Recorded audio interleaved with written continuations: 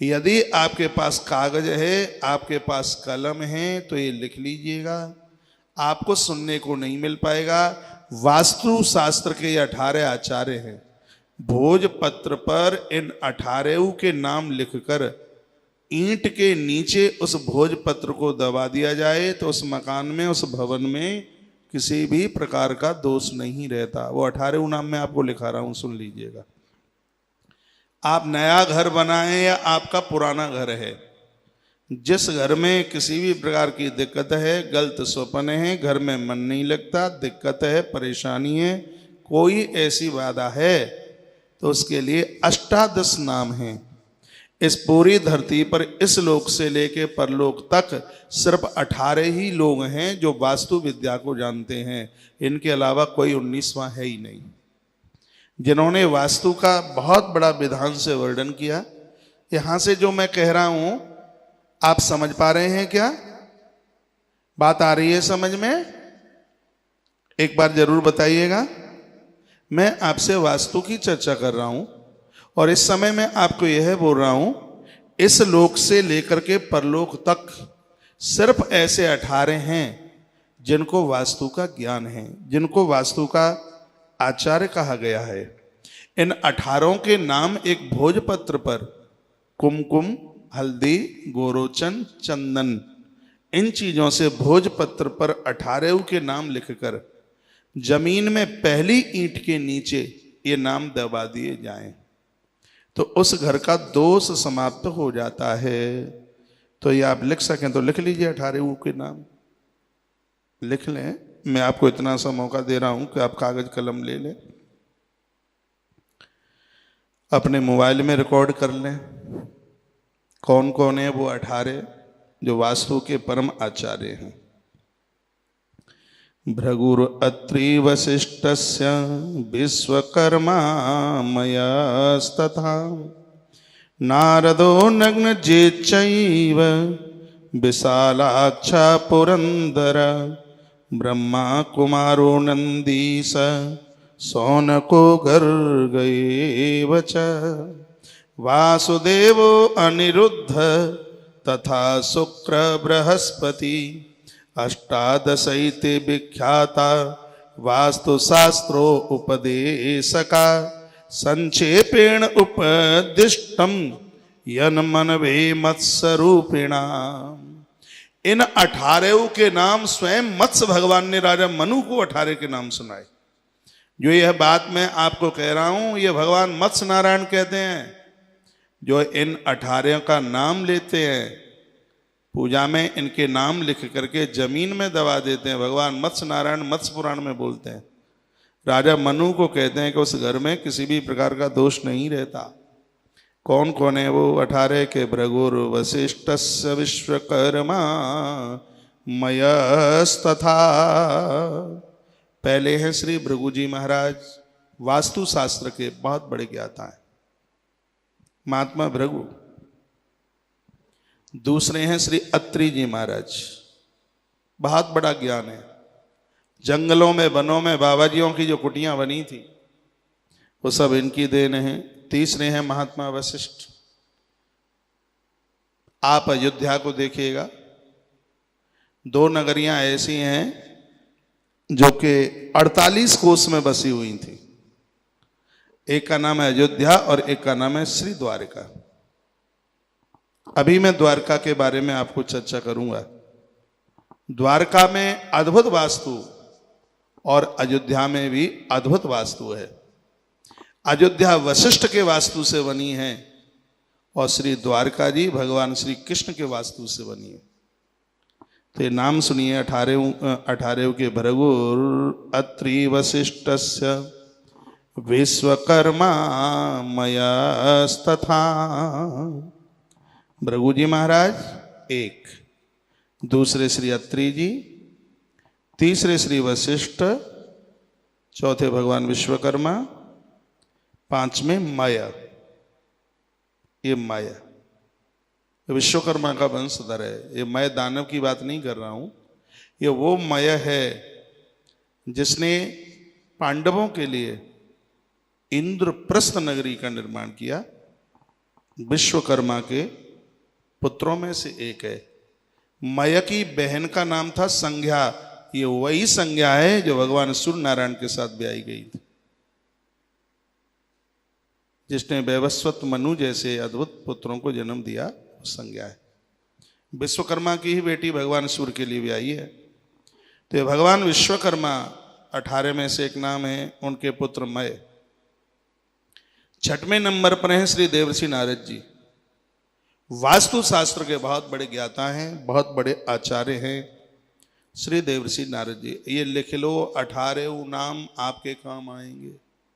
भले ही आप नया मकान नहीं बना रहे हैं, पुराना भी बना हुआ है, आप अपने मंदिर में किसी शिला पर, भोजपत्र पर, किसी कागज पर, मोर पंख से, कदम की डंठल से, बेलपत्र की डंठल से 18 नाम लिख लेते हैं, तत्काल उस घर में शांति का वातावरण होगा।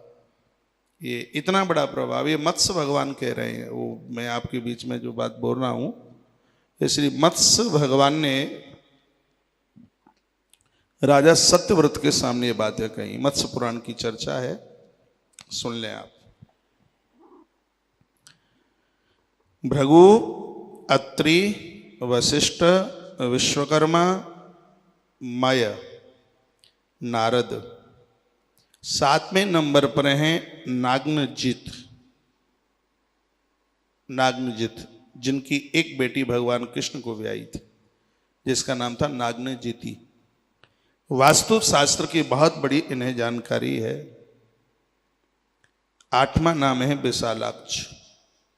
यह भी वास्तु शास्त्र के बहुत जानकार हैं। 9 नंबर के हैं देवराज इंद्र। यह भी वास्तु शास्त्र के परमाचार्य हैं। और 10वें नंबर पर हैं विधाता ब्रह्मा। इनको भी वास्तु की बहुत बड़ी जानकारी है। 11वें नंबर पर हैं भगवान शंकर के पुत्र भगवान श्री कार्तिकेय जी महाराज।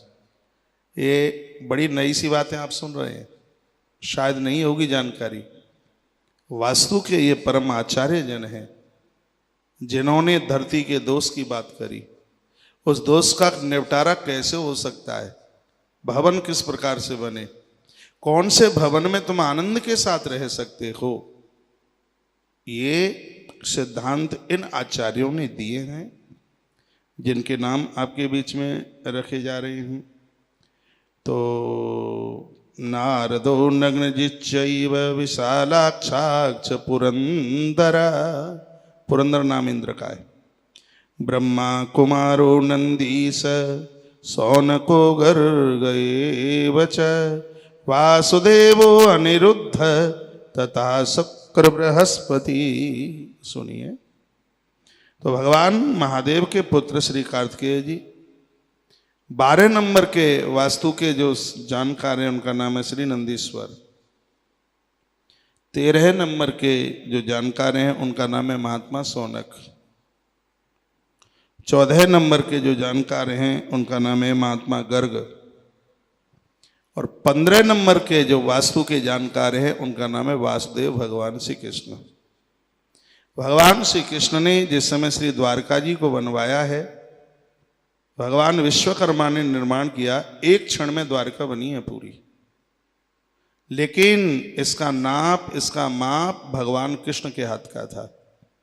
48 कोस की लंबाई चौड़ाई में श्री द्वारका जी बनी है। इसी ग्रंथ में लिखा है 12 योजन में श्री द्वारका। एक योजन में 4 कोस होता है, तो 12 चौको 48, 48 कोस में द्वारका बनी है।